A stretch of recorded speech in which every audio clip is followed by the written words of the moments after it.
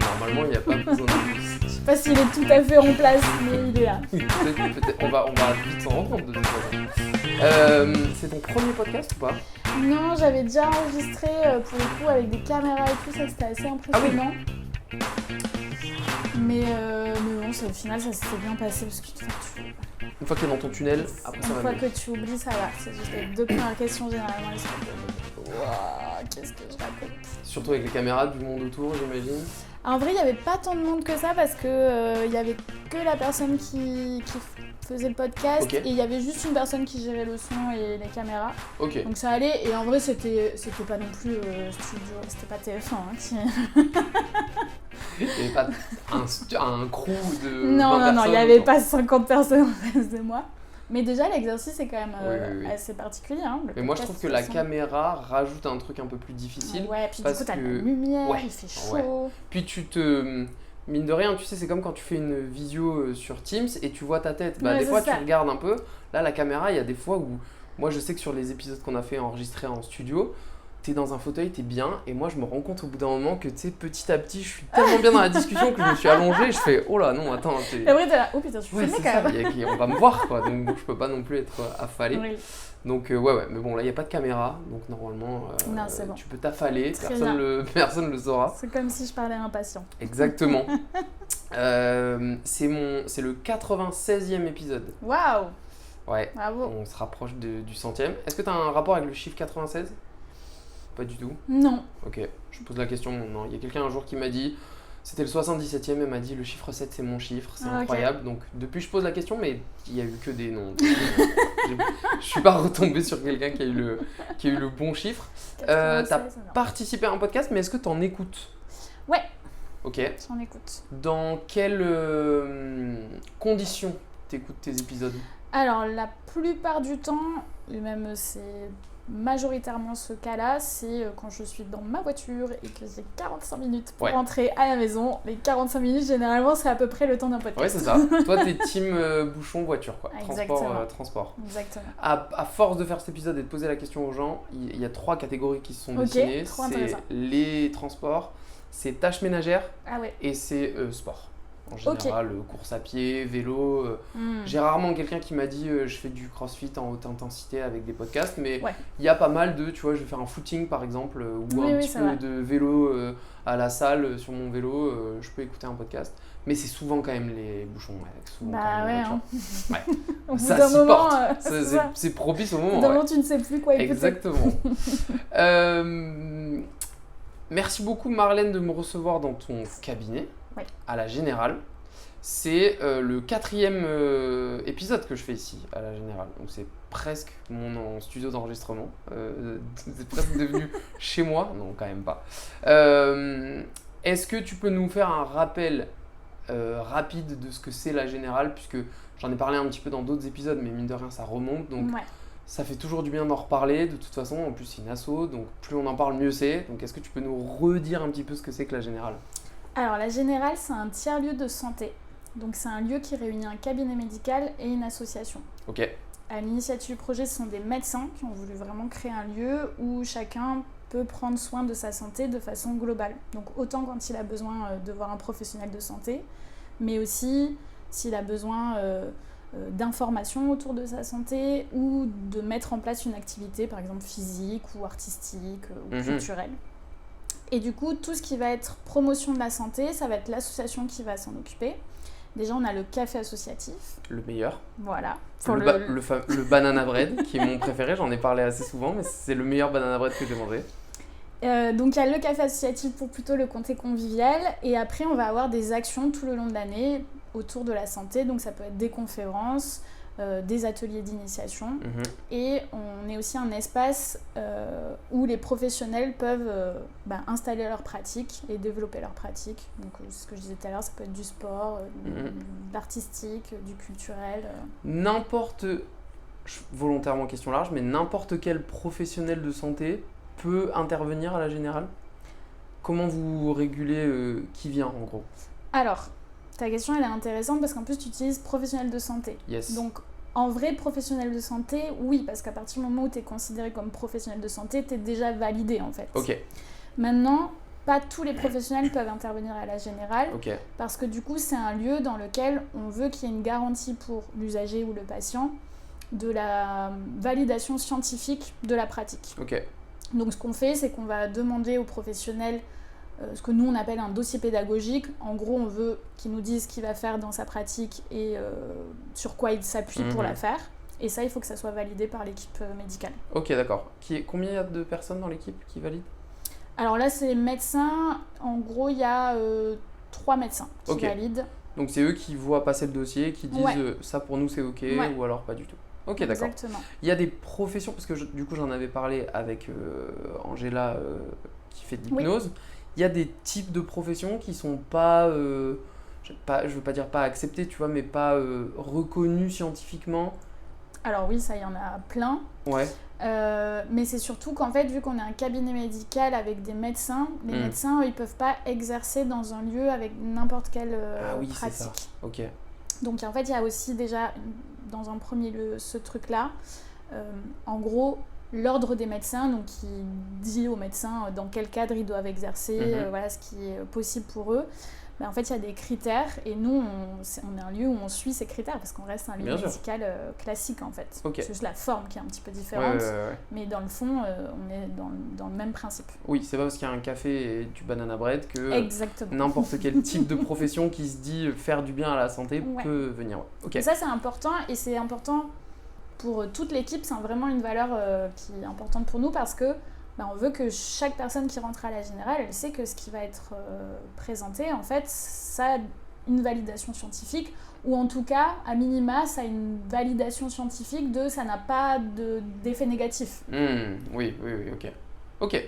Qu'est-ce que tu fais toi à la générale du coup ? Parle-nous un peu de toi. Ouais, moi j'ai 2 rôles à la générale. Je suis diététicienne en libéral et je suis aussi coordinatrice salariée de l'association. Ok. Ce qui veut dire quoi dans les 2 cas ? Alors, mon activité de diététicienne libérale, c'est comme si j'exerçais dans un autre lieu de façon classique. Donc, je reçois en individuel les personnes. Et après, mon rôle de coordinatrice, alors ça, c'est un rôle très très large, où du coup, on est 2 salariés et notre rôle, c'est de faire en sorte que le lieu aille bien, tourne, qu'il y ait des activités en place. On fait le lien entre les usagers, les patients, enfin voilà. Après, les patients, eux, ils ont le côté consultation, donc ça nous regarde pas. Mais par contre, on peut les aiguiller vers les salles d'attente. Ok. Et tu as dit diététicienne. Ouais. Est-ce que tu peux rappeler la différence avec nutritionniste ? Parce que c'est une question qui est souvent posée et je pense qu'il y a toujours un petit amalgame sur les deux. C'est quoi la différence entre les deux ? Alors, moi, je suis diététicienne nutritionniste. Ok. En fait, nutritionniste, ça veut dire spécialisé en nutrition, expert en nutrition. Ok. Et du coup, le terme diététicien, lui, il est protégé par un diplôme. Nutritionniste, non. Par contre, il y a des médecins nutritionnistes. Et eux, ils sont médecins, donc ils ont le diplôme de médecine. Ils ont le tampon médecin. Mais ils sont spécialisés en nutrition. Ok. Donc en fait, que ça soit médecin nutritionniste ou diététicienne nutritionniste, en fait, le nutritionniste, il est rajouté. Par contre, par exemple, on peut trouver des psychologues nutritionnistes, par exemple. Oui, d'accord, ok. Parce qu'ils ont cette approche plutôt nutritionnelle. Maintenant, c'est pas un titre qui est protégé par un diplôme spécifique. Donc en fait, nutritionniste, s'il n'y a pas médecin ou diététicien avant, ça peut être... En fait, on n'a pas la garantie de la formation. Mais dans le cadre de la pratique telle qu'elle, c'est quoi la différence entre les deux ? Est-ce que c'est quand même une approche qui est similaire ? On parle de ce que tu mets dans l'assiette et de comment tu manges. Alors là, tu parles du médecin et de la diététicienne ? Non, nutri et diète. Médecin nutritionnel ? Ou juste nutritionniste, diététicien, tu vois. Est-ce que c'est la même chose, c'est juste 2 mots différents et il y en a un qui est reconnu, l'autre moins ?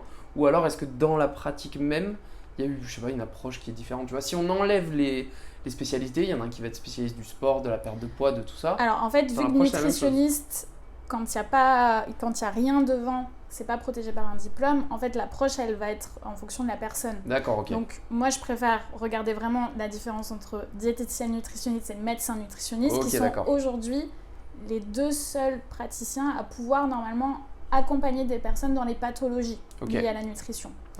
La différence entre les deux, c'est que le médecin nutritionniste, il va plutôt regarder avec ses yeux de médecin. Donc on va vraiment regarder la pathologie, les traitements. On va pouvoir parler aussi de l'alimentation, tout ça, c'est son rôle aussi. Mais on regarde vraiment avec le rôle... Enfin, il va regarder avec ses lunettes de médecin. Donc plutôt le côté médicamenteux. Exactement. Ok, d'accord. Ou pas forcément, mais en Bien tout sûr. cas, plutôt dans cette approche physiologique et potentiellement pathologique de la nutrition. Ok, je vois. La diététicienne ou le diététicien, en fonction de ses spécialités, parce que quand Bien on sûr. est diététicien, on peut exercer dans plein de choses différentes. Mais du coup, on n'est pas sur le même niveau d'études. Et là, on va plutôt être sur la façon de manger, ce que je mets dans mon assiette. S'il y a une pathologie, comment je peux adapter mon alimentation à la pathologie. Ok. Mais du coup, en tant que diététicienne, moi, tout ce qui va être traitement, ce genre de choses, c'est pas mon rôle. Ça va être le médecin. Ok, d'accord. Et alors, toi, ça fait combien de temps ? Moi, ça fait depuis 2019. Ok, 7 ans. Ouais. 7e année de... Ça commence à faire. Ouais, quand même. C'est quoi le public moyen que tu reçois ? Est-ce que tu as un profil type de personne ? Est-ce que c'est plutôt des jeunes, des personnes âgées, des sportifs, des non-sportifs ? Pourquoi est-ce que les gens viennent te voir ? Alors moi, j'ai axé plutôt ma pratique autour de la relation à l'alimentation. Donc moi, ce que j'aime faire, c'est plutôt accompagner les personnes à améliorer leur relation à l'alimentation, qu'ils retrouvent une alimentation dans laquelle ils se sentent bien, sereine, et aussi dans la relation au corps. Donc ça, c'est vraiment les personnes que je souhaite accompagner. Maintenant, les personnes que je reçois, ça peut être tout profil. Et dans la majorité des cas, c'est pas tout le temps, mais souvent, il y a quand même une démarche en première intention d'une volonté de perte de poids. Ok, d'accord. Parce que notre métier, il est encore très collé à diététicien égale perte de poids. Très lié à perte de poids, Exactement. Donc j'en ai beaucoup qui viennent pour cette raison-là. Mais souvent, la question de la relation à l'alimentation et au corps, elle arrive assez vite. Ok. Qu'est-ce qui t'a amené là-dedans, dans ce métier ? Alors ça, c'est une question très difficile, en tout cas, sur laquelle je n'ai pas de réponse. C'est un hasard, quoi. Voilà, enfin, il n'y a pas un... En tout cas, moi, j'étais très intéressée par la psychologie, le comportement, ce genre de choses. Et du coup, voilà, l'alimentation, ça a fait sens, en fait. Bien sûr. Et du coup, c'est pour cette raison que quand je suis devenue diététicienne, j'avais vraiment envie d'axer ma pratique sur le comportemental et pas une pathologie en particulier ou un groupe de personnes en particulier, mais vraiment sur cet aspect relation à pourquoi je mange ceci, tout ce qui me motive en fait dans mon alimentation. Ok. C'est quoi le truc le plus cool, nouvelle question sur le podcast depuis 3-4 épisodes. Ok. C'est quoi le truc le plus cool dans ton métier et le truc le plus relou dans ton métier ? Alors, le truc le plus cool, c'est quand on arrive avec la personne en fin de suivi et que la personne elle a le résultat qu'elle voulait. Elle a le résultat qu'elle voulait, elle se sent plus apaisée dans sa relation et qu'on repart en mode c'était super, allez, c'était trop cool.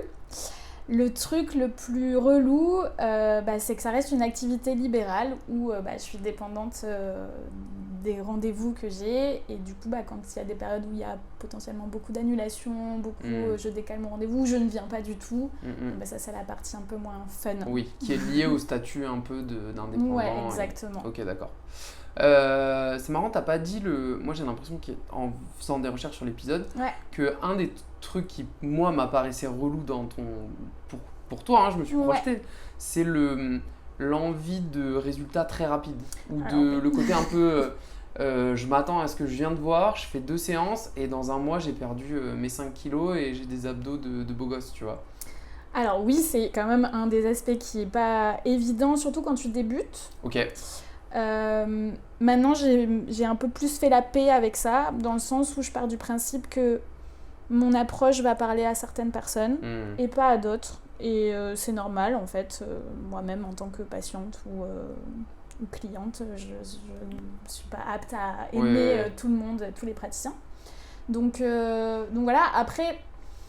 ça, c'est quelque chose avec lequel on peut... en tout cas, moi, je peux rien y faire. Je peux expliquer à la personne qui vient me voir et qui veut des résultats rapides pourquoi c'est pas forcément possible. C'est fréquent, tout cas, ce type d'attente-là ? Oui, quand même. Ouais, ok.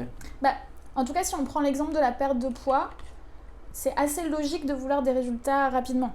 En fait, si j'ai une problématique avec mon poids, tout ça va engendrer de la souffrance, en fait. Okay. Et du coup, s'il y a de la souffrance... j'ai envie de trouver une solution rapidement pour sortir de mon inconfort et de ma souffrance. Donc en fait, c'est assez logique.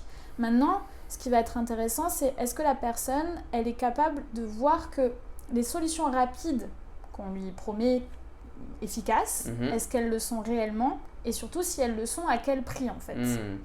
Et du coup, y a certaines personnes qui vont se rendre compte, qui vont dire oui, en fait, j'ai déjà testé tous les régimes, ça fait 20 ans que je suis au régime, la solution miracle, en fait, j'ai bien compris que finalement, elle n'existe pas. Et il y en a d'autres, ce cheminement, il est plus difficile. C'est ton rôle de les accompagner. C'est mon rôle de les accompagner. Et parfois, en fait, le suivi, il n'y a pas forcément de suivi qui se met en place parce que la personne n'est pas prête, en fait, à entendre ça. À comprendre qu'il faudra ça un arrive. peu de patience, Ouais. Ok.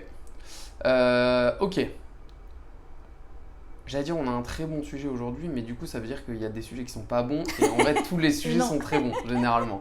Mais par contre, on a un sujet qui fait partie, je pense, des 15-20 premiers épisodes du podcast, puisque c'est un sujet que moi j'ai traité tout seul il y a en vrai plus d'1 an, je pense.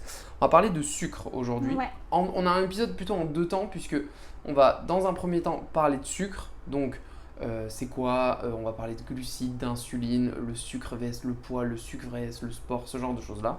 Et dans un deuxième temps, on va essayer de comprendre en tout cas le côté addiction au sucre, tu vois. Et tu me reprendras sur la subtilité du mot addiction justement à ce moment-là, par rapport à la substance, la perte de contrôle, la restriction, tout ça. Moi, c'est un truc que j'aime bien faire ça, c'est prendre des épisodes que j'ai déjà fait. Trop bien. Tout seul, avec mes petites recherches de mon côté, et les confronter à quelqu'un dont c'est le métier et dire voilà ce que moi j'avais trouvé il y a 1 an ou plus, qu'est-ce que toi t'en penses de tout ça? Ça te va comme programme? C'est parfait. Non, pas du tout, on n'avait pas dit ça, on avait dit qu'on parlait d'autre chose. Le sucre, du coup, c'est un grand sujet, et en fait c'est un sujet qui revient souvent moi dans mes recherche d'épisodes autour de la nutrition, parce que j'ai raconté dans le dernier épisode que je bousille mon algorithme TikTok quand je prépare ces épisodes, parce que je cherche beaucoup de choses. Au lieu de chercher que des articles, j'aime bien chercher des vidéos où les gens partagent leurs ressentis, tu vois. Et la perte de poids, qui est un épisode qu'on a fait il y a 2 épisodes là, c'est un truc qui revenait énormément. Et le sucre, moi dans ma recherche, c'est le diable en personne, le sucre. Quand tu cherches des choses sur la santé, tu tombes sur beaucoup de contenus qui te disent le sucre, attention, tu vois, red flag, alarme de partout, faites gaffe.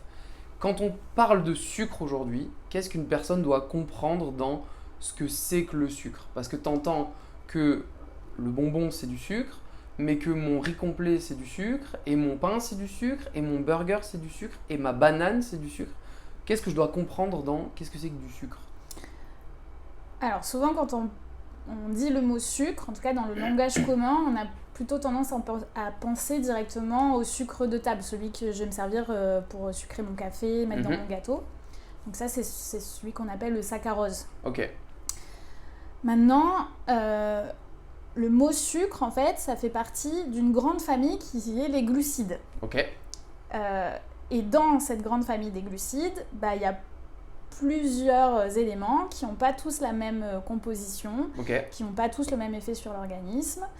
Mais généralement, quand on parle du sucre dans le langage courant, c'est plutôt ce qu'on appelle les sucres simples, les sucres libres. Ok. Et du coup, ça va être plutôt le sucre pour sucrer le café, le miel, le sirop d'agave. On va penser à tous ces sucres-là. Maintenant, ils ne sont pas tous équivalents. Ouais. Ça ne veut pas dire qu'il y en a forcément un mieux que l'autre, mais ils sont juste des compositions qui sont un peu différentes. Ça veut dire qu'en eux-mêmes, ils n'ont pas le même effet? C'est-à-dire que dans la même famille des glucides, les différents types de sucre n'ont pas le même effet sur moi? Alors, parce que je mettrais presque en opposition, tu vois, si je prends glucides, protéines, lipides, tu vois, à l'intérieur de protéines, toutes les protéines m'apportent de la protéine. Est-ce qu'à l'intérieur des glucides, tu vois, tu dis ils sont pas tous les mêmes, mais du coup, si je me dis glucides égale énergie, est-ce que je peux manger un bonbon pour avoir de l'énergie, tu vois? Alors, si tu manges un bonbon, tu vas avoir de l'énergie. Okay. Parce qu'on est d'accord que la grande fonction, on va dire, des glucides, en tout cas la principale, c'est d'apporter de l'énergie. Maintenant... de mon carburant. Exactement. Le sucre que je vais trouver dans le bonbon, bah, c'est pas tout à fait le même sucre que je vais trouver dans le fruit. Ok. Parce que dans le bonbon, ça va être plutôt du glucose, du Mhm. saccharose. Dans le fruit, on parle plutôt du fructose. Ok. C'est 2 petits sucres qui ont à peu près le même, enfin, qui ont le même objectif de donner de l'énergie. Maintenant, ils sont pas dans le même aliment et dans mon corps, ils vont pas suivre tout à fait les mêmes cheminements. Mais ça, en fait, c'est presque un peu déjà se prendre la tête. Oui, ok. Parce que globalement, la grande famille des glucides, c'est une de nos sources principales d'énergie. Mhm. Maintenant, ce qui est vrai et dans les recommandations, ce qu'on va essayer plutôt de limiter, c'est ce qu'on appelle les sucres libres. Ok. Donc le sucre simple pour sucrer mon café, celui que je vais retrouver dans les bonbons, les gâteaux, les boissons sucrées par exemple. Ok. Libre, ça veut dire qu'il est tout seul dans Ouais, le sens. en fait, par exemple, le glucose, c'est une unité. Ok. Voilà. Et où est-ce qu'il est pas libre alors? Où est-ce qu'il est prisonnier ou enfin accompagné Alors, c'est juste que ces petites molécules, elles vont se mettre ensemble pour former des plus grosses molécules. Ok. Donc, par exemple, dans les pâtes, qui sont riches en amidon, bah, c'est plein de petits glucoses qui sont tous ensemble. Et du coup, dans mon corps, ça va me donner de l'énergie, mais il va falloir d'abord qu'il soit digéré, assimilé, et du coup, il va pas être utilisé tout à fait de la même manière que si je mange du bonbon, par exemple. Ok. Quand je le digère, le sucre, il va où? Alors, quand Parce je que le la digère... protéine, ouais. elle va dans mes muscles, dans mes organes. Ouais. Le sucre, c'est quoi son parcours? Eh ben, son parcours, il va d'abord dans notre sang, et en fait, là, après, il va être soit utilisé pour produire de l'énergie, Ok. donc par mes tissus, par mes cellules, soit il va être stocké s'il est en excès. Ok. Et C'est la version très simplifiée. bien de sûr, la oui, chose. bien sûr, j'imagine. Et est-ce que c'est là qu'on parle d'insuline? Alors, oui. En fait, l'insuline, c'est une hormone qui est sécrétée par mon pancréas quand ma glycémie augmente. Ok. Donc la glycémie, c'est le taux de sucre que j'ai dans le sang. Ok. Quand ma glycémie augmente, mon pancréas, il sécrète de l'insuline. Et son rôle à l'insuline, ça va être de faciliter le passage du glucose qu'il y a dans mon sang vers mes cellules et mes tissus. Ok, c'est lui qui va faire passer, en fait. Un petit métro, un Exactement. petit Uber qui prend le sucre et qui l'amène au bon endroit. Alors c'est pas vraiment lui le Uber, mais c'est plus lui qui fait le barrage en fait. Ok, d'accord. Le sucre, il a son propre petit Uber. Là, on part vraiment dans Bien sûr. L'insuline, elle dit oui ou non. Exact. En fait, quoi. elle va vraiment... C'est même pas oui non, son rôle c'est de diminuer la glycémie pour revenir à la normale. Ok, donc en fait, elle va faire rentrer le glucose dans les cellules et les tissus. Ok. Et une fois dans les cellules, en fait, soit il va être utilisé pour faire de l'énergie, soit il va être stocké. Ok. À partir de quand est-ce qu'il est... Volontairement, je pose des questions bêtes, mais pourquoi est-ce que il n'utilise pas que l'énergie? Tu vois, pourquoi est-ce que le sucre, il n'est pas utilisé que pour de l'énergie? Pourquoi est-ce qu'il finit par être stocké? Eh ben, en fait, c'est que ce qui va être utilisé comme énergie, ça correspond à mon besoin énergétique. Donc, en fonction de mon métabolisme, donc de ma taille, de mon poids, de mon sexe, de mon âge, mais aussi de mon activité physique. Ma dépense derrière. Exactement. Ouais. Ok. Donc, si mon apport, il est plus important que ma dépense, bah, c'est à ce moment-là que du coup, ça va être stocké. Mais ça va être stocké de différentes manières. C'est-à-dire que dans mon corps, le glucose, il va être stocké soit dans des petites réserves qu'on appelle le glycogène. Okay. Donc ça va être dans mes muscles et dans mon foie. Okay. Donc en fait, c'est des petites réserves qui vont pouvoir être utilisées très rapidement. Okay. Et s'il y en a encore en excès, bah, dans ce cas-là, il va être stocké plutôt sous forme de graisse. D'accord, ok. Donc, c'est pas une mauvaise chose forcément d'avoir un petit excès selon ton activité. Je pense par exemple à quelqu'un qui va faire un marathon. C'est intéressant pour lui d'avoir une petite réserve parce qu'au moment où il va être dans le rouge, son corps va l'épuiser là par exemple. Alors oui, mais en fait, dans le cas de quelqu'un qui va faire un marathon, il va pas forcément être en excès de sucre, dans le sens où s'il a bien préparé son marathon, il va faire en sorte d'être prêt aussi sur les collations qu'il va avoir besoin et l'apport en glucides qu'il va avoir besoin pendant son marathon. Et du coup, c'est pas de l'excès, c'est simplement compenser une dépense qui est plus importante. D'accord, ok. Mais déjà là, on est en train d'aller chipoter dans le corps pour voir la différence. Et ça, le risque de faire ça, donc c'est important, c'est intéressant, la physiologie, tout ça c'est hyper intéressant. Mais le risque c'est déjà de se dire, bah, si je mange du sucre, ça va libérer de l'insuline et du coup je vais stocker. Sauf que c'est pas tout à fait comme ça que ça se passe, parce qu'en fait, en disant ça, on oublie complètement la quantité et la fréquence à laquelle je vais consommer du sucre simple, par exemple. Ouais, ok. Et là, on est en train de parler que du sucre simple. C'est-à-dire qu'on n'a pas encore inclus les fruits, les sucres lents Alors ou globalement, si, quand ça même. marche pour tous Ok, les d'accord. glucides. Ok. C'est juste que le fruit, c'est un peu différent parce qu'en fait, le sucre qui est en plus grosse quantité, c'est plutôt le fructose. Ok. Mais il y a aussi du glucose, enfin il y a d'autres sucres aussi. C'est juste que dans mon fruit, il est pris dans un aliment entier. C'est-à-dire que dans le fruit, c'est pas que du sucre. C'est aussi de l'eau, des fibres, des minéraux, des vitamines. Ok. Et du coup, c'est pas tout à fait le même produit que mon bonbon, par exemple.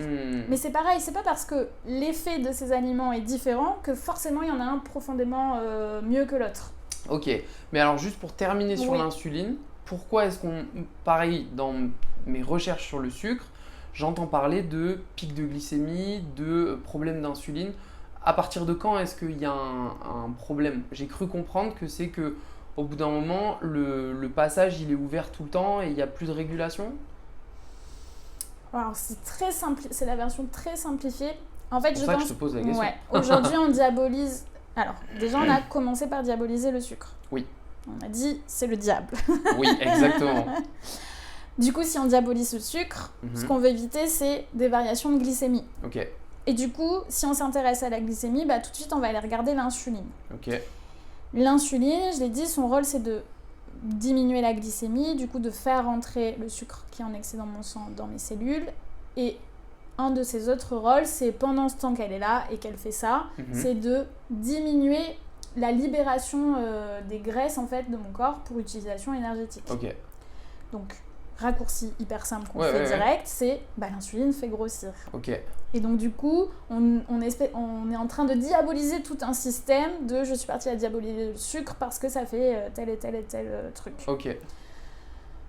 Sauf que en faisant ça, on vient diaboliser, en tout cas chez quelqu'un qui n'a pas de problème de santé et pas de problème de glycémie, diaboliser un système qui est totalement normal dans notre corps. Qui est naturel, ouais. Exactement. Quand je mange, ma glycémie augmente, c'est logique, j'ai absorbé des glucides. Bien sûr.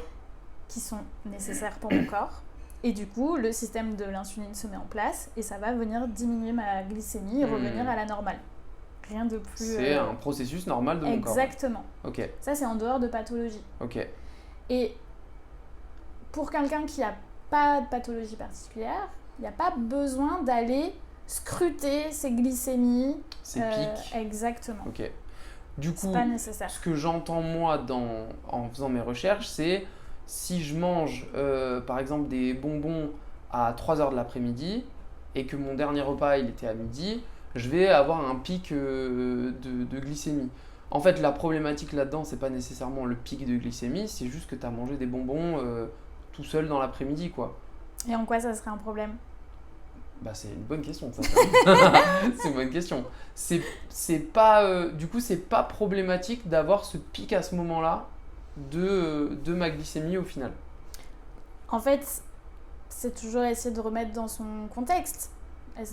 Est-ce que la quantité de bonbons que j'ai mangé à ce moment-là, elle est plutôt adaptée à l'envie que j'avais? Est-ce que j'avais faim? Enfin, il y a plein de choses en fait qui peuvent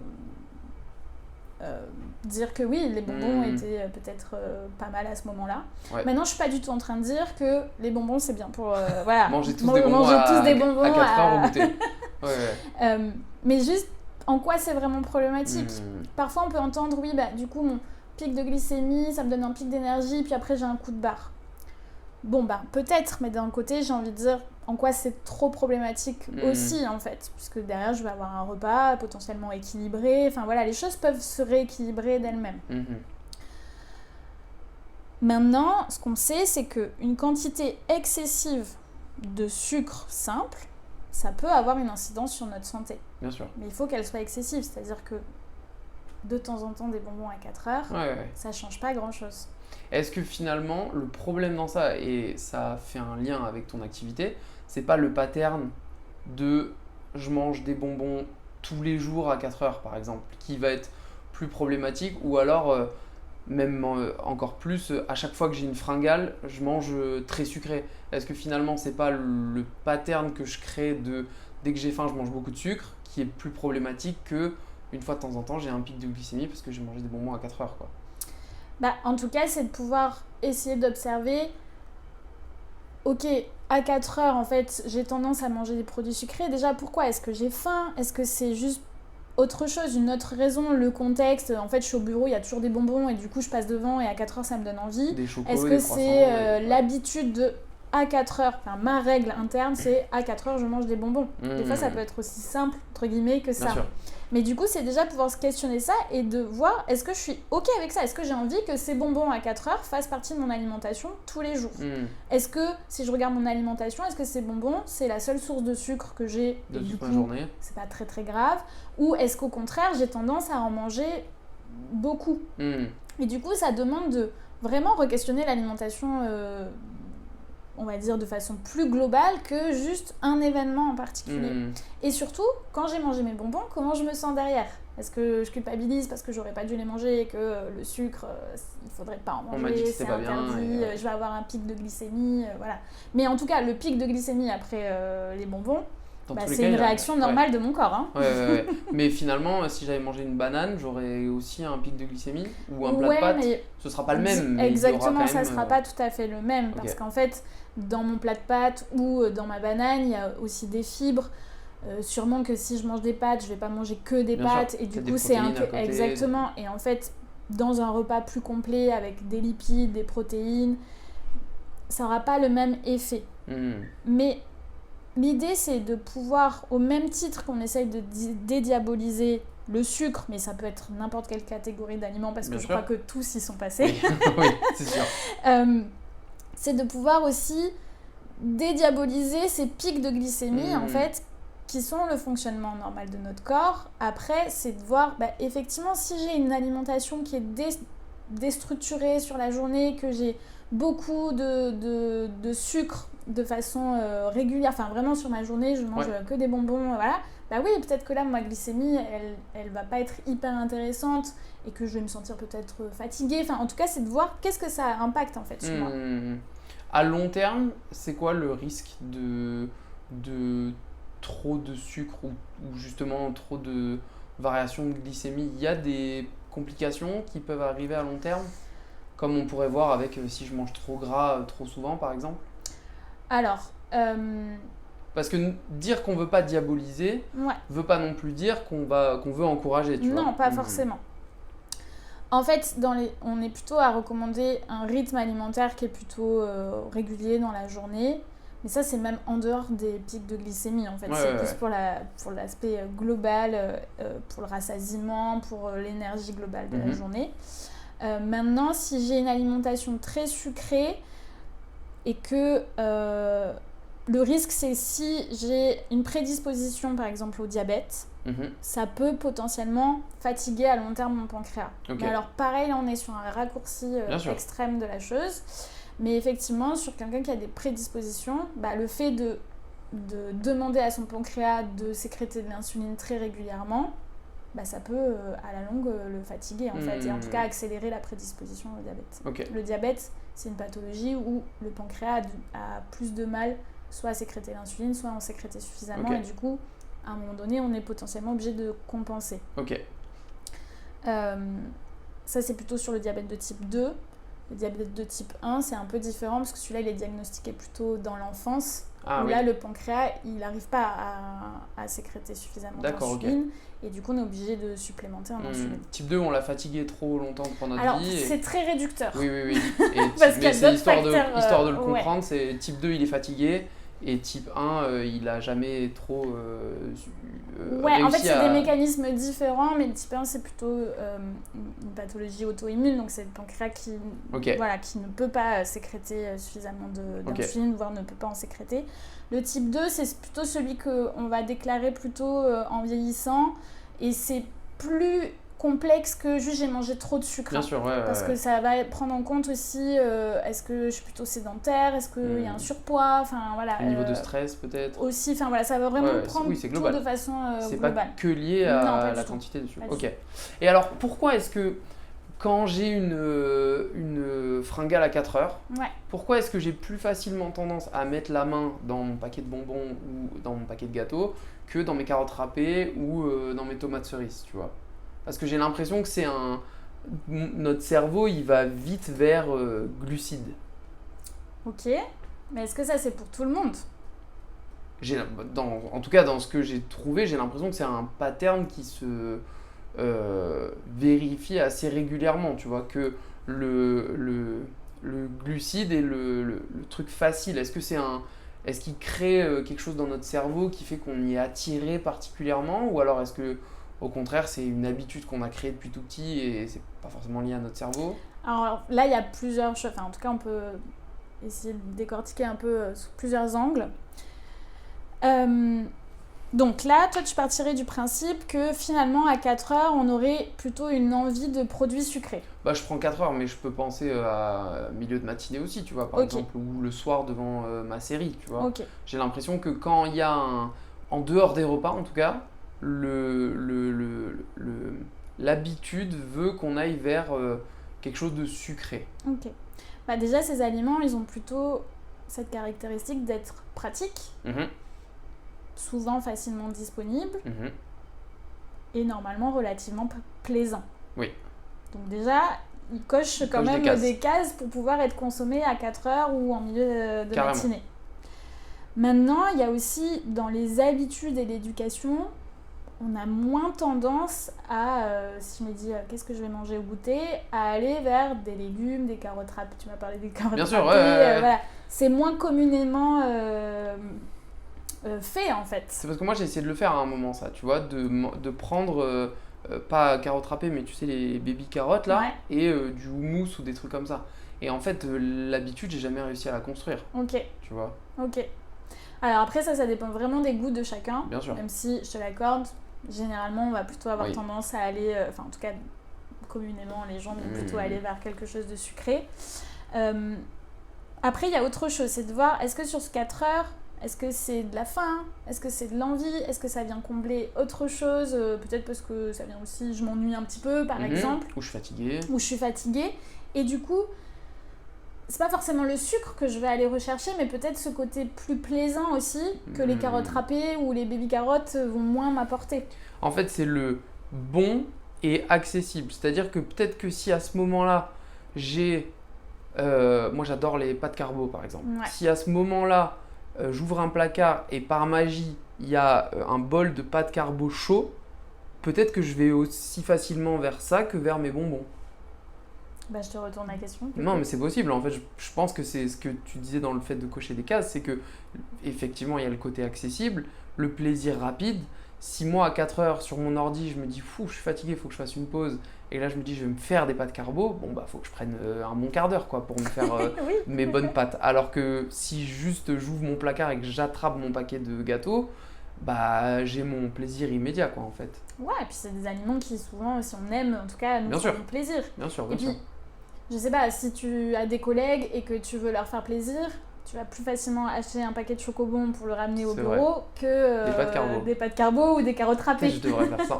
Oui, c'est clair, c'est clair. C'est clair. Donc il y a aussi en fait cette idée que ce sont des aliments plaisir et qui vont globalement faire plaisir un peu à tout le monde. Donc en fait c'est vraiment un système beaucoup plus global autour de l'aliment que l'aliment en lui-même. Que juste dire sucre égale cerveau en a envie, quoi. D'un autre côté, il y a aussi le fait que dans les produits sucrés, il y a un accès à l'énergie beaucoup plus rapide que dans un plat composé par exemple. Et du coup, si c'est j'ai faim là à 4 heures et je veux juste un petit truc, bah en fait, je sais pas moi, mes chocobons, dans un petit volume, je vais avoir relativement de l'énergie en plus du plaisir. Donc en fait, il y a tout ça aussi qui se combine. Ok.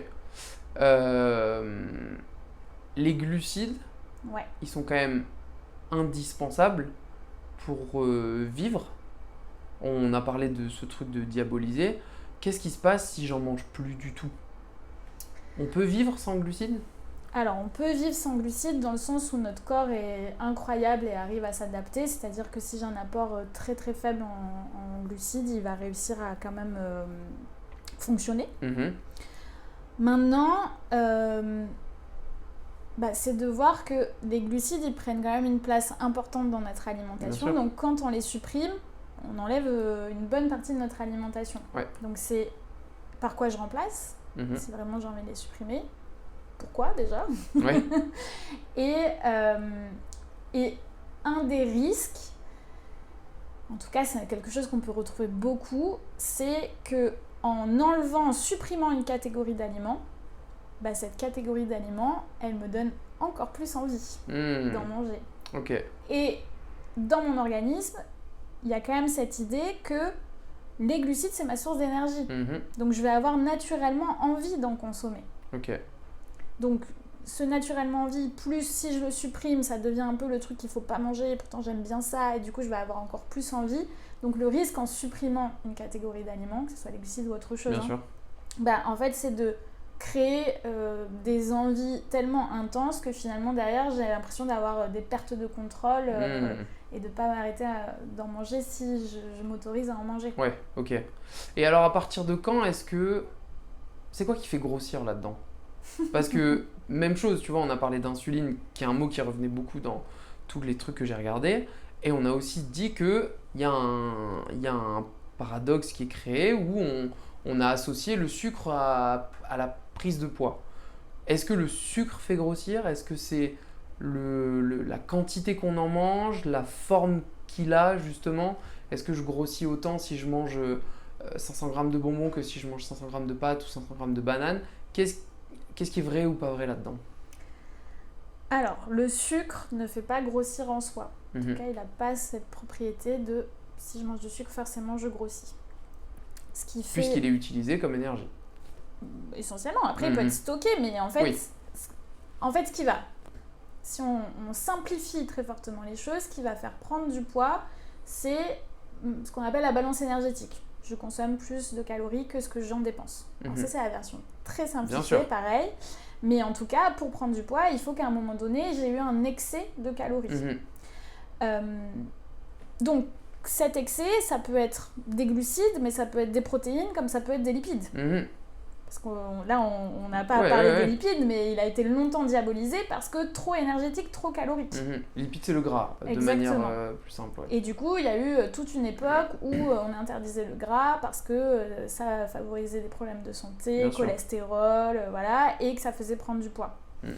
Donc, c'est pas le sucre en lui-même. Maintenant, du coup, si on part du principe que c'est la quantité, c'est de comprendre qu'est-ce qui me pousse à en manger de façon excessive. Et du coup, dans la question du poids, il y a d'autres choses qui rentrent en jeu. C'est aussi mon contexte de vie, mon sommeil, la gestion de mon stress. Est-ce que je peux être à l'écoute de mes sensations alimentaires ou pas, mon niveau socio-économique. Enfin, il y a énormément de choses qui vont rentrer en jeu, qui vont expliquer en fait qu'il peut y avoir une prise de poids ou pas. Parfois, ça peut être des contextes, mais ça peut être aussi une pathologie, des traitements. Enfin, la liste est énorme en fait. Oui, ce que tu veux dire, c'est qu'on n'est pas obligé d'avoir forcément un excédent de calories pour prendre du poids. En tout cas, c'est que cet excédent de calories, par quoi il s'explique en fait. Ok, d'accord. Ok. Et c'est souvent beaucoup plus complexe que juste j'ai mangé trop, j'ai pas bougé assez. Il y a plein d'autres facteurs qui rentrent en jeu. Maintenant, le sucre, on lui donne cette... en tout cas, on le diabolise pour cette raison, parce que les produits sucrés, c'est potentiellement des aliments qui sont plaisants et qui peuvent être facilement consommables en excès. Oui, facile à trouver, facile à manger et du coup facile à en manger trop. Exactement. Ok. J'aimerais faire un petit détour par les sportifs rapidement, mais pourquoi est-ce qu'on du coup à l'inverse on a dit qu'il fallait moins manger de sucre parce que ça faisait grossir? Pourquoi dans l'autre sens, c'est pas toi qui l'as dit, mais je veux dire, pourquoi dans l'inconscient, je n'ai pas dit ça. non, dans l'inconscient dont on a parlé, on a entendu ce message de manger pas trop de sucre parce que ça fait grossir, mais en même temps, dès que tu te mets à faire un peu de sport, on te dit que tu as besoin de glucides, et dès que tu te mets à courir, on te parle de gel avec des glucides par heure. Quand tu vas faire un semi, tu as des ravitaux où tu vas avoir du coca, des trucs comme ça. J'ai l'impression que c'est quand même, il y a un grand écart, tu vois, où d'un côté on t'a dit le sucre, pas bon pour ta santé, pas bon pour ça, et d'un autre, l'insuline, tout ça, et de l'autre côté, on t'a dit, ah, tu vas courir un semi, alors prends des gels, bois du coca, mange des pâtes, tout ça, tu vois. Le sportif, il en a plus besoin que la personne normale du sucre, de manière générale? Bah, mon besoin énergétique, il va être dépendant notamment de ma dépense énergétique. Ok. Donc si j'ai une dépense plus importante, je vais avoir un besoin plus important. Ouais. Donc, quelqu'un qui va faire un semi-marathon, il ne va pas avoir les mêmes besoins qu'une personne qui ne le fait pas. Bien sûr.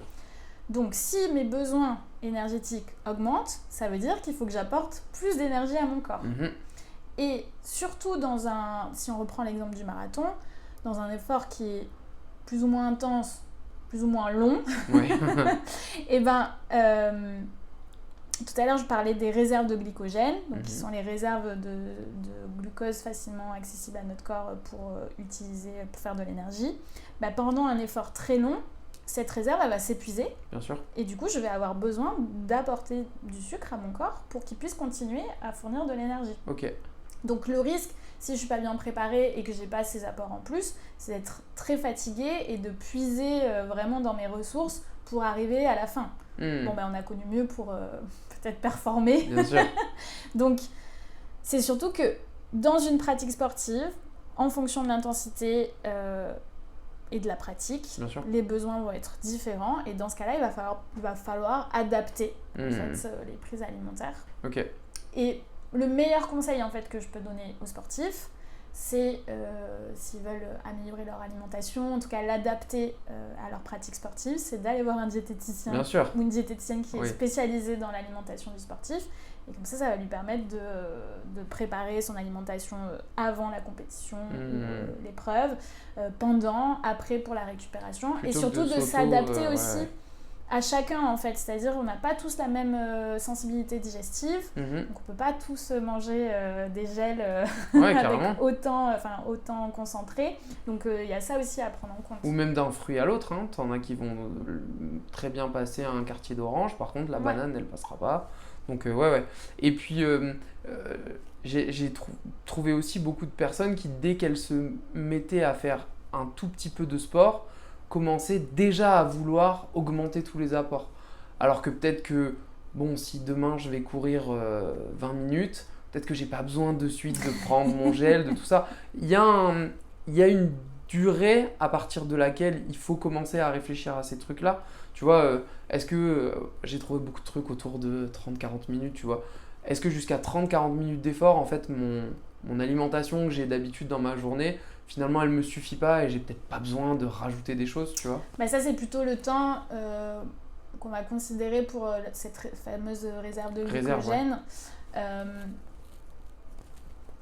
Maintenant effectivement ça va vraiment beaucoup dépendre de ma pratique. Si je vais courir là 20 minutes une fois par semaine, je n'ai pas forcément besoin d'augmenter mes apports.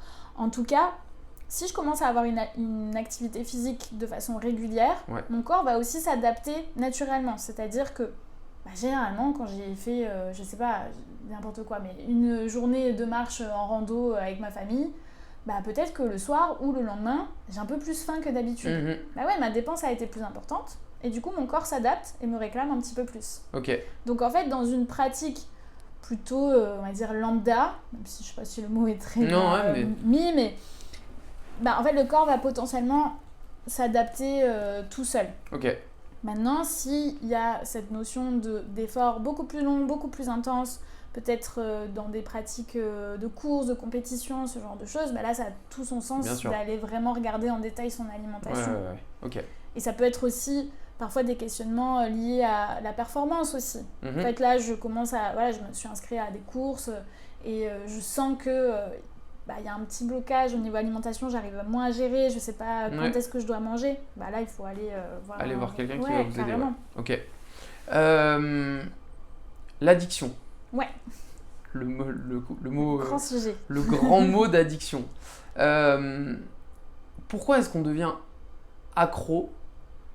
Est-ce que c'est le sucre qui nous rend accro ou est-ce que c'est plus compliqué que ça? Alors,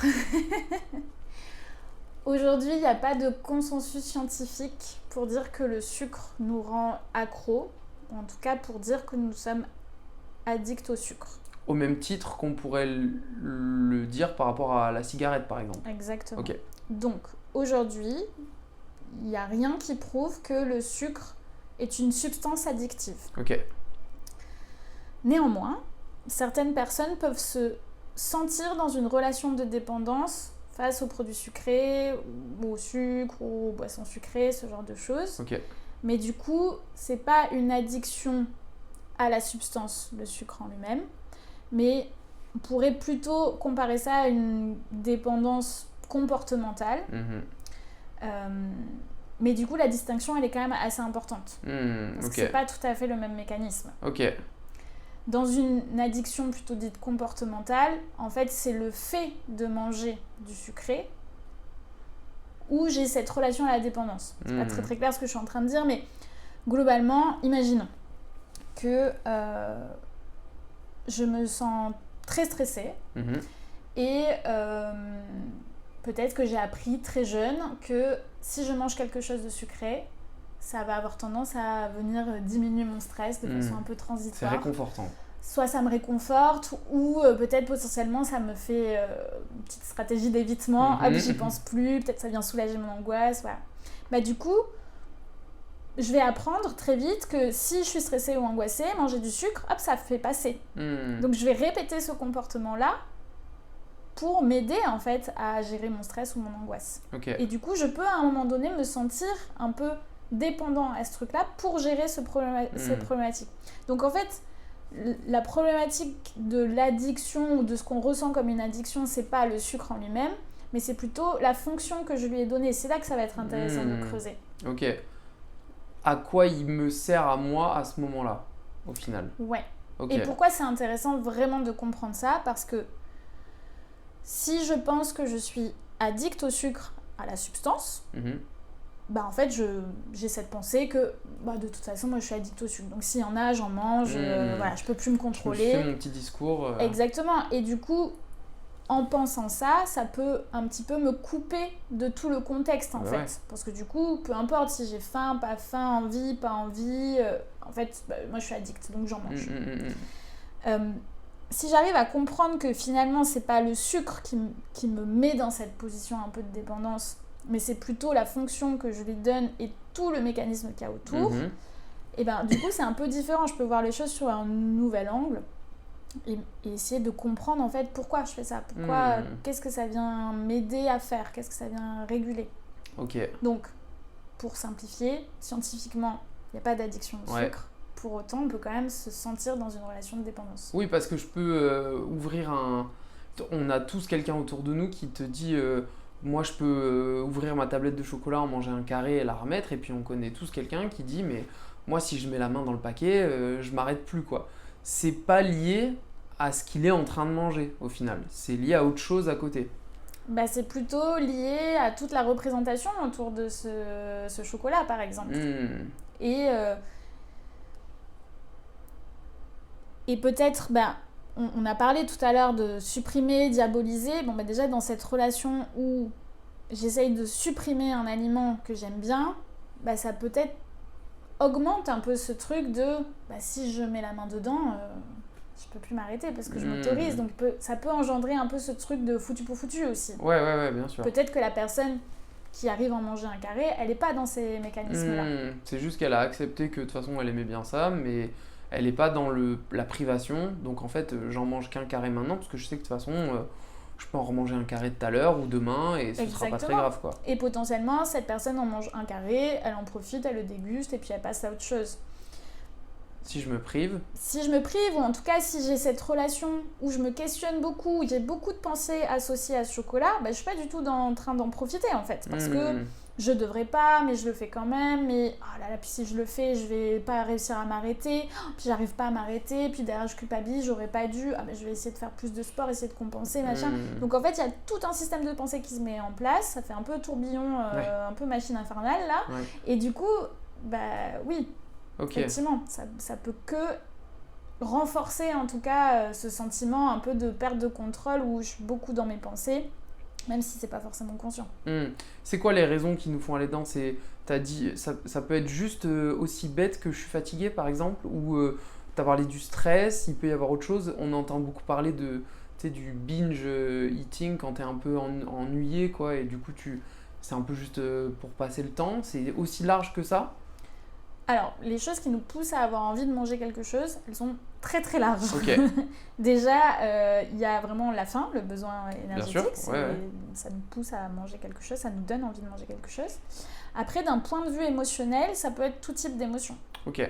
Autant celles qu'on estime désagréables, mais aussi celles qu'on estime agréables. Quand je suis avec les copains à l'apéro, je suis content, j'ai envie de manger. Ok. Et c'est aussi tout le système de pensée qu'on a autour de l'alimentation. Parce que l'alimentation, surtout dans notre société, elle a ce rôle un peu de social, partage, convivialité.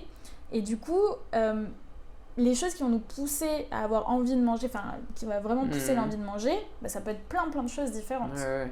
Mais dans les émotions qui reviennent la plupart du temps, c'est souvent l'ennui, le stress, la tristesse. À l'inverse, il y a aussi beaucoup dans le côté, je sais pas si c'est finalement positif ou pas, mais la récompense. Ouais. Le fait de... moi, j'ai fait...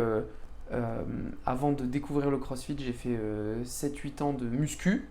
Et quand tu fais de la muscu, même au final dans le CrossFit on entend parler, mais il y a ce phénomène du cheat meal, de ce repas qui dans le terme, c'est quand même tricher, quoi. Donc il y a quand même une connotation négative quand tu triches sur quelque chose.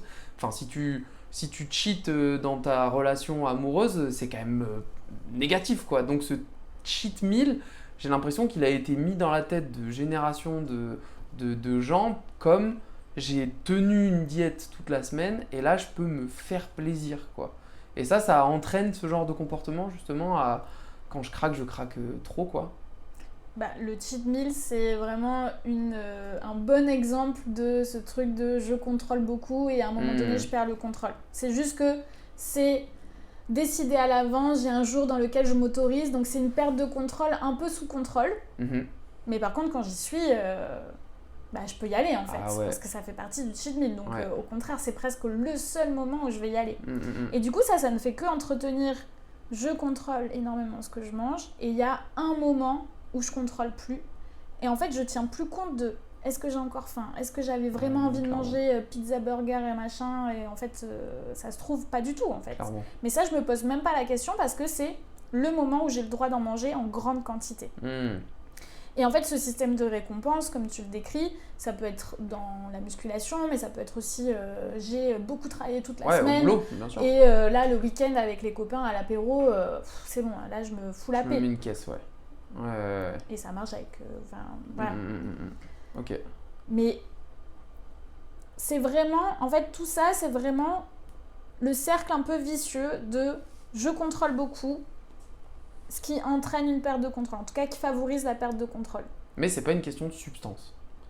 Pas réellement. Ok, c'est intéressant ça, parce que ça permet de se rendre compte que, en fait, si déjà je me rends compte que je suis pas addict au sucre, parce que moi, ça fait 10 ans que je me fais mon petit discours dans ma tête de « Ah ben moi, de toute façon, je suis addict au sucre », en fait, si je me rends compte que c'est plus le bonbon que je mange qui est le problème, ça me permet de dézoomer, d'aller chercher, au lieu de me dire « Bon, je suis addict au sucre, faut que je supprime le sucre », non, par contre, pourquoi est-ce que je me bute au bonbon en ce moment, quoi, tu vois ? Exactement. Okay. En fait, là où ça va être intéressant, c'est de vraiment d'essayer de comprendre qu'est-ce qui se trame pour moi, qu'est-ce que ça a comme conséquence pour moi, et surtout, comment j'aimerais que ça soit différent. Et tu m'as parlé de tes cheat meals quand tu faisais de la musculation. Ouais. Je pense que c'était pas que du sucré que tu mangeais. Complètement. Non, mais par contre, c'était, comme tu dis, une orgie alimentaire où je pense qu'au bout de 20% du repas, t'as honnêtement plus faim. Mais comme tu t'es dit, ce soir, j'ai le droit, en fait, je vais pousser le curseur tellement loin parce que après, il y a une semaine à attendre encore et une semaine, c'est immense. Ouais. Et donc là, ce soir, en fait, je vais en prendre 3 des burgers et puis après, je vais aller prendre 3 desserts et puis je vais rentrer à la maison, je vais remanger une glace et en fait, il n'y a plus du tout de plaisir, quoi. Il y a presque... Je pense que tous les gens qui écouteront et qui ont déjà connu cette période de cheat meal, peut-être qu'il y en a qui sont dedans encore, mais tu te fais du mal, en vrai, c'est à ces moments-là. En tout cas, dans ces moments où il peut y avoir cette sensation de perte de contrôle, où la quantité alimentaire, elle est importante, le plaisir, il représente pas beaucoup. Il y en dure a au peut-être au début, début, mais après, il n'y en a plus, en fait. Ouais. Et c'est pas parce que scientifiquement, il y a rien qui prouve qu'il n'y a pas d'addiction à la substance. Ça, c'est ce qui est dit, voilà, ce qui a été mis en avant au niveau scientifique. Mais par contre, je peux me sentir dans cette relation de dépendance. Et c'est pas parce que... Enfin, ça, c'est légitime, en fait. Bien sûr. Et du coup, c'est là où c'est particulièrement intéressant de pouvoir se faire accompagner là-dedans ou voilà, se questionner là-dedans, parce que ce sentiment de dépendance, il va quand même entraîner beaucoup de pensées, de préoccupations autour de la nourriture et aussi beaucoup d'émotions qui vont être pas agréables, en fait. Culpabiliser, la frustration, toutes les choses qu'on peut se dire ou même il y a eu à l'avant, dans l'attente. Exactement. Et du coup, tout ça, en fait, ça peut être très désagréable, ça peut générer beaucoup de souffrance, et c'est intéressant quand même de pouvoir être accompagné là-dedans. Et alors, comment je m'en rends compte ? Comment tu vois, je remarque cette relation ? Parce que moi, avant de me rendre compte que le fameux cheat meal, il était lié à autre chose, il m'a fallu du temps, tu vois. Comment est-ce que... Je pense que quelqu'un qui est là-dedans, c'est dur des fois de dézoomer et de s'en rendre compte, tu vois. Alors, effectivement, ça peut être difficile. Maintenant, bien souvent, je fais une grosse généralité, mais bien souvent, il y a des émotions du type culpabilité, peut-être potentiellement honte, qui sont autour de tout ça. Dans le cas du cheat meal, de la musculation, c'est un peu différent parce que c'est dans un cadre, c'est un peu autorisé par la communauté voilà, de la musculation, c'est un peu ce qui se fait. Donc au final, il peut y avoir potentiellement de la honte, peut-être que tu disais pas tout ce que tu mangeais, tu vois, pour dire j'ai fait mon cheat meal, j'ai abusé, mais peut-être qu'il y avait des choses, voilà. Donc en fait, à partir du moment où il y a un peu cette relation qui s'installe un peu bizarre de j'aime bien mais ça me convient pas, il y a des émotions qui sont un peu difficiles à supporter autour de ça, ça peut être j'y pense toute la journée.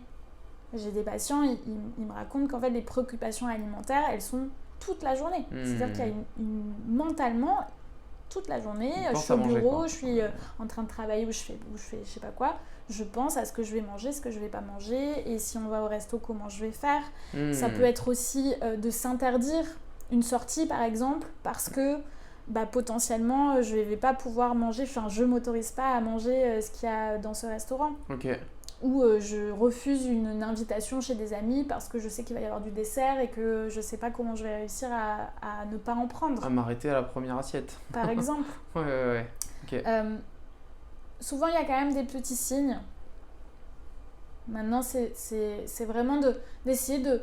Ça peut être juste se poser la question, ok, là, dans mon alimentation, dans ma relation à l'alimentation, comment je me sens ? Est-ce que c'est une relation qui est plutôt belle et sereine ? Ou au contraire, c'est un peu chaotique ? Ou un peu je t'aime moi non plus ? Ou au contraire, complètement foireuse ? Ouais, ok. Est-ce que...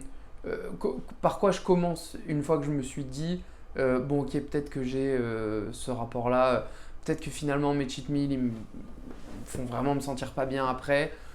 C'est quoi mon premier step après ça ? Est-ce que c'est directement aller voir quelqu'un, ou alors est-ce que je peux commencer moi tout seul à faire des petites choses de mon côté ?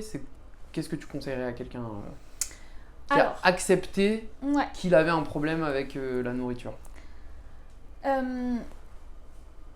Se faire accompagner, ça peut toujours, c'est toujours une bonne idée, parce que ça permet aussi de voir les choses sous un autre angle, de vraiment partir dans une bonne direction, on va dire.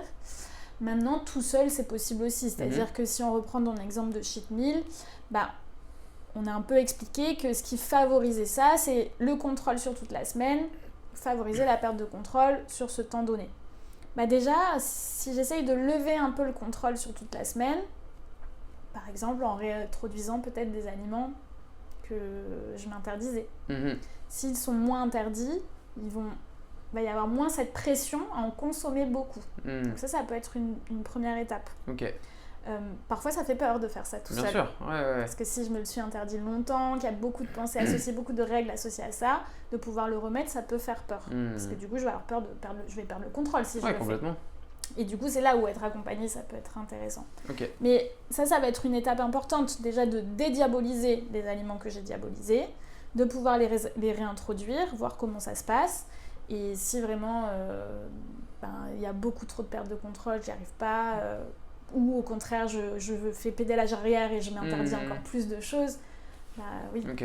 Je pense, en fait, ma question, elle vient plutôt du fait que je trouve que dans ces professions-là, la personne a toujours l'impression que si je vais voir une diététicienne, il va falloir que j'y aille une fois par mois pendant 6 mois et du coup c'est du budget, c'est du tout ça. Et en fait des fois, ce qui vous empêche de faire la première séance, c'est de s'imaginer qu'il va m'en falloir 15, tu vois. Ouais. C'est intéressant de dire aux gens que si votre budget vous le permet, faites les 15. Ouais. Mais par contre, si votre budget vous le permet pas, une vous apportera déjà plein de choses. Et ça ne veut pas dire que vous en ferez pas une autre 4 mois après, etc. Mais tu vois, c'est pour montrer que je pense à ceux qui vont avoir ce problème-là et un petit budget et qui vont se dire bah non, je vais demander à ChatGPT de me faire un plan alimentaire tout seul. Bah en fait, peut-être qu'en une seule séance avec toi, j'aurais fait vachement de progrès et que ça me tiendra sur le long terme.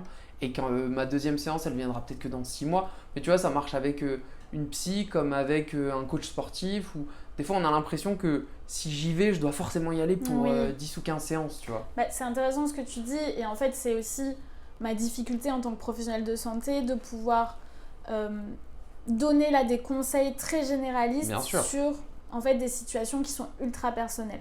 Et en fait, c'est en ça où un suivi, il est intéressant parce qu'en fait, on part de la problématique de la personne, sur ses difficultés, dans son mode de vie, dans son contexte global, et du coup, on vient axer directement. Mais si c'est pas possible pour moi, par manque de budget ou n'importe quelle autre raison, aujourd'hui, je suis quand même dans une ère où j'ai moyen de m'informer. Donc en fait, la première étape, elle peut être ça, c'est déjà de pouvoir reconnaître que oui, en fait, parce que l'alimentation dans laquelle je suis, elle ne me correspond pas, c'est compliqué, la relation à l'alimentation est compliquée. Déjà, ok, je me sens par exemple addict au sucre, est-ce que c'est vraiment une addiction ? Peut-être consommer, en fait, avoir de l'information en fait autour de ça. Et plus je vais avoir de l'information, de la compréhension, et plus je vais pouvoir mettre des actions qui sont différentes en fait. Donc on n'est pas obligé de passer par un suivi nutritionnel et diététique. Ça aide, mais il y a plein de gens qui arrivent à se sortir de choses. Maintenant, là, on tourne depuis tout à l'heure autour de la relation à l'alimentation, ce genre de choses. Il y a quand même des pathologies qui sont associées, qu'on appelle les troubles du comportement alimentaire. Ça, tout seul, c'est très difficile. Et donc, ça peut être un accompagnement. Ça peut déjà être en parler à son médecin généraliste. Carrément. Par exemple. Déjà, ça peut être ça, en fait. Ok. Juste pour déjà repérer, pour accepter, il y a peut-être un souci. Est-ce que c'est vraiment un trouble du comportement alimentaire qui demande, là, quand même, un accompagnement pluridisciplinaire ? Est-ce que c'est quelque chose de plus léger ? Enfin, même si, la classification comme ça, elle n'est pas très intéressante. Mais effectivement, après, tout seul... on peut, ou une séance de temps en temps, ça peut être intéressant. Mais c'est parce que moi, je suis partisan de... Il faut y aller une fois au moins, tu vois, parce que je pense qu'on se cache derrière, si je vais voir ma psy une fois, il faut que j'aille la voir pendant 15 ans, tu vois. Ou si je vais voir une diète une fois, je vais être obligé de prendre un suivi. Si je vais faire une séance avec un coach sportif, je vais être obligé de faire... des fois, c'est cette séance seule avec un professionnel qui va savoir poser les bonnes questions, puisque tout seul de son côté, il faut du temps aussi, quand on s'y connaît pas. Tu vas avoir en 1 heure les bonnes questions posées, 2-3 trucs qui vont être sortis, et en fait déjà de là, tu crées peut-être un pont avec la prochaine séance qui sera, si ton budget te le permet, dans 2 mois, 3, 6, voire l'année prochaine. Et en fait, ça t'a mis sur le bon axe, tu vois. Plutôt que moi, je comprends le fait de vouloir faire tout seul, mais t'as des gens qui dédient leur carrière et leurs recherches et leurs études et tout ça à se donner sur un sujet. C'est pas anodin, tu vois. Et je parle de sport, de tout ça, mais je prendrais le même parallèle avec la banque, avec le community management ou avec peu importe, tu vois. T'as des gens qui se sont dédiés à être des experts dans un truc, en fait, peut-être qu'une heure avec eux va vous servir plus que 10 tout seul, quoi. En fait, on peut très bien arriver en première consultation, par exemple, en disant ça en fait. J'ai pas forcément l'envie, le budget ou la volonté d'entamer un suivi, mais là je me suis rendu compte de ça. J'ai des questions, j'ai envie d'en parler. Et parfois, ça permet juste de dézoomer sur cette situation, voir où est le problème, l'ampleur du problème aussi, parce que là je peux me rendre compte que ok, j'ai une relation difficile avec la nourriture ou avec le sucre, c'est vrai que j'en consomme beaucoup. Ça peut potentiellement devenir un espèce de truc qui devient waouh, comment je vais faire pour m'en sortir, et qui devient un peu une souffrance un peu urgente. Parfois de dézoomer, ça permet vraiment de se rendre compte, ok, comment je peux faire différemment, juste déjà d'observer en fait la situation. Et ce que tu dis très bien, c'est que parfois une consultation elle permet de faire ça. T'as souvent quelqu'un qui dézoome sur ton cas, c'est un peu moins biaisé que quand c'est toi qui dézoomes tout seul. C'est difficile de le faire tout seul. Des fois toi tu dézoomes et puis il y a des parties tu les enlèves un peu parce que c'est plus confortable de dire ça je vais pas trop y regarder, alors que des fois quelqu'un de l'extérieur il dit ça faut qu'on le regarde quoi. Pour finir, j'ai quelques petites questions en vrac, un peu, tu peux répondre juste par oui ou non, ou tu peux élaborer si tu veux, qui sont des trucs que j'ai retrouvés beaucoup justement dans les recherches en préparant l'épisode, et qui sont volontairement des questions qui font grincer des dents. Est-ce que le sucre, ça rend les enfants hyperactifs ? Alors non. En tout cas, il n'y a pas de preuves scientifiques qui montrent un lien entre sucre et hyperactivité. Maintenant, là où ça va faire grincer à l'écoute, c'est qu'il y a certains parents qui vont me dire « Si Moi, mon enfant, quand il mange des bonbons, il est insupportable, il est plein d'énergie. » Typiquement, dans mon exemple, là, souvent les bonbons, c'est plutôt dans un contexte un peu de fête, d'anniversaire. Et du coup, cette excitation qu'on va pouvoir retrouver, voilà. Peut-être c'est lié aussi au contexte dans lequel je mange des bonbons, et pas forcément à cause des bonbons en eux-mêmes. Ok, peut-être aussi à la quantité d'énergie, entre guillemets, que ça va donner à l'enfant. Ouais, aussi, mais c'est souvent plutôt le contexte. Ok. C'est mieux de mettre du miel que du sucre blanc dans ton yaourt.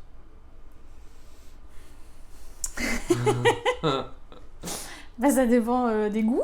Oui. Je formulerai pas ça de cette manière, c'est-à-dire qu'il n'y a pas forcément l'un qui est mieux que l'autre, ça reste du sucre. Maintenant, ils n'ont pas la composition tout à fait pareille. Dans le miel, il peut y avoir un peu de minéraux, des vitamines, ce qu'on va pas forcément retrouver dans le sucre blanc. Mais c'est surtout une question de goût. D'un point de vue nutritionnel, ça change pas grand-chose. Ok. Les édulcorants sont dangereux ?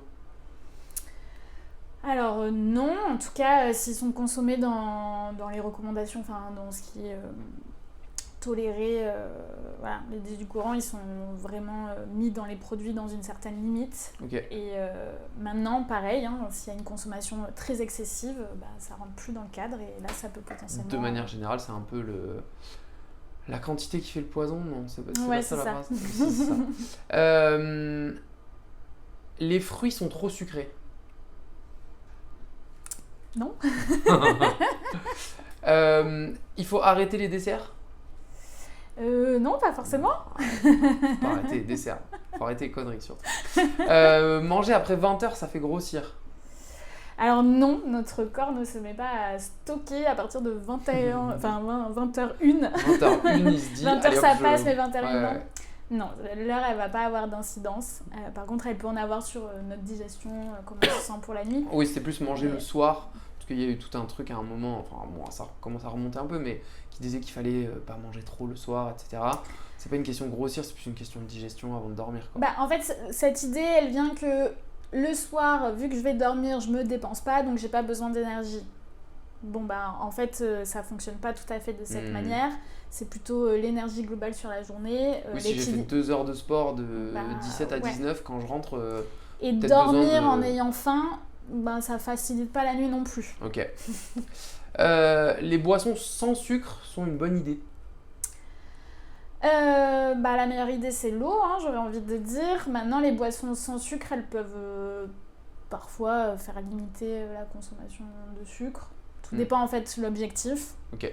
Maintenant, si j'ai une grosse consommation de boissons sucrées, ça peut m'aider dans un premier temps à diminuer un petit peu, un petit substitut. Le risque de se dire c'est sans sucre, c'est d'en boire plus. Oui, clairement.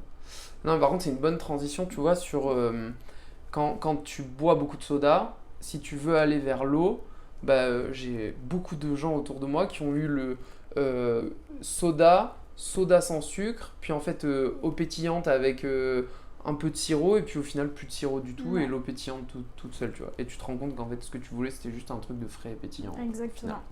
Les céréales au petit déjeuner sont vraiment pas bonnes. Alors tout dépend des céréales. Oui, c'est vrai.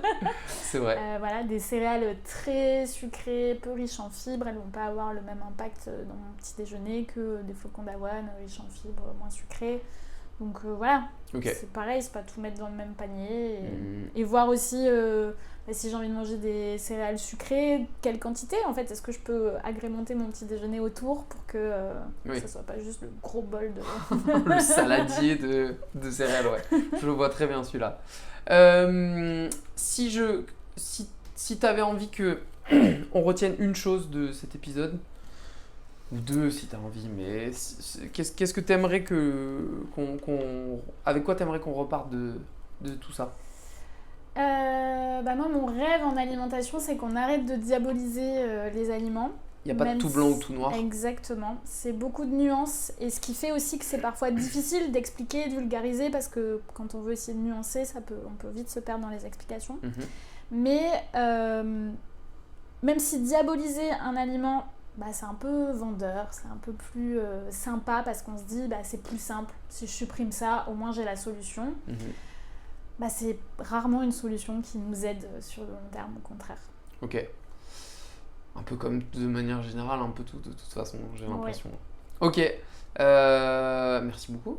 Avec grand plaisir. C'était trop bien. Est-ce qu'on peut te retrouver quelque part? Si j'ai bien aimé tout ce que tu as raconté, je me dis j'ai envie de prendre rendez-vous. Comment ça se passe? Est-ce qu'il y a un site, un compte Insta, où est-ce que je peux te contacter? J'ai un site internet où on peut prendre rendez-vous directement. Ok. Et après, je traîne beaucoup à la Générale. Oui, venez à la Générale de toute façon. Voilà, venez voir la Générale. Non, mais c'est histoire que je mette un lien de quelque part, tu vois, si on et notamment, je reviens sur la Générale, mais on va avoir des conférences sur l'alimentation, sur la relation à l'alimentation, sur les trucs du comportement alimentaire, mais aussi sur des trucs plus légers, sur la faim, voilà. Et du coup, ça peut être aussi une première porte d'entrée pour se renseigner, se questionner. Ok, bon, le site internet sera en description de toute façon, que ce soit sur Spotify ou sur YouTube. Il suffit de scroller un peu et c'est écrit en dessous, quoi. Donc, trop bien. Il y aura toutes les infos. Je rappelle juste avant de terminer cet épisode que si vous voulez soutenir ce podcast pour que j'arrête de bosser, que je fasse que ça, qui est l'objectif à la fin, il y a 3 manières de le faire. La première, c'est de laisser un avis ou un commentaire sur Spotify. C'est le seul moyen de faire remonter un podcast dans les suggestions. C'est les avis et les commentaires. Sur YouTube, c'est le référencement, vous connaissez. Que vous soyez d'accord ou pas d'accord, d'ailleurs, vous mettez un commentaire. C'est pas forcément pour dire Victor, t'es le plus beau et l'épisode est le meilleur. Hein. Si vous n'avez pas aimé, dites-moi-le. Deuxième chose, c'est partager cet épisode. Ça va de la story Insta avec le lien à juste je copie-colle et je l'envoie à quelqu'un que ça pourrait intéresser. Et la troisième manière, c'est rejoindre le compte Instagram, c'est @whatthehealth le podcast, tout attaché en minuscule. Et c'est là que j'essaie d'annoncer les prochains invités en général. Il y a des petits teasings de temps en temps. De temps en temps, il y a des petits récaps d'épisodes quand je peux. Voilà, et puis de manière générale, c'est là qu'on voit un peu la communauté qui se construit. Donc voilà. Je rappelle que si vous avez des suggestions pour l'épisode 100, commencez à les faire. Parce qu'on s'en rapproche. Et si vous avez des contacts de gros invités, bon, je l'ai dit souvent, mais... mon top 3 pour l'instant, c'est Benoît Saint-Denis, Amélie Mauresmo et Bichente Lizarazu. Donc voilà, si jamais vous connaissez quelqu'un qui connaît quelqu'un, on sait jamais, pourquoi pas. Et puis venez à la Générale manger du banana bread et boire des cafés parce qu'ils sont très bons. Et voir les professionnels qui sont ici, parce que bon, c'est quand même pour ça que vous pouvez venir. Et puis voilà, merci beaucoup Marlène. Avec grand plaisir, merci à toi. Voilà, je vous dis à très vite pour le 97e épisode de What the Health. On sera vite au